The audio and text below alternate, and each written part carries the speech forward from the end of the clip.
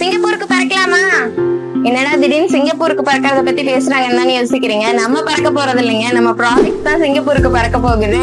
Mister Saravanan அவங்க தங்கச்சியோட பொண்ணோட பபர்ட்டி ஃபங்க்ஷனுக்கு தான் நம்ம கிட்ட ஆர்டர் கொடுத்துருக்காங்க. அவங்க ஒரு 2 months-ஆவே நம்மள கான்டாக்ட் பண்ணி பேசிட்டு இருந்தாங்க. நிறைய ப்ராடக்ட் கோ த்ரூ பண்ணி அவங்க கொஞ்சம் ப்ராடக்ட் செலக்ட் பண்ணிருக்காங்க. அவங்க ஆபீஸ்ல வேலை செய்யறவங்களுக்கு, அவங்க பொண்ணுங்களோட ஃப்ரெண்ட்ஸுக்கு, அந்த மாதிரி கேட்டகரி வைஸா நிறைய ப்ராடக்ட் செலக்ட் பண்ணிருக்காங்க. அவங்களுக்கு தான் இப்ப பேக் பண்ணிட்டு இருக்கோம்.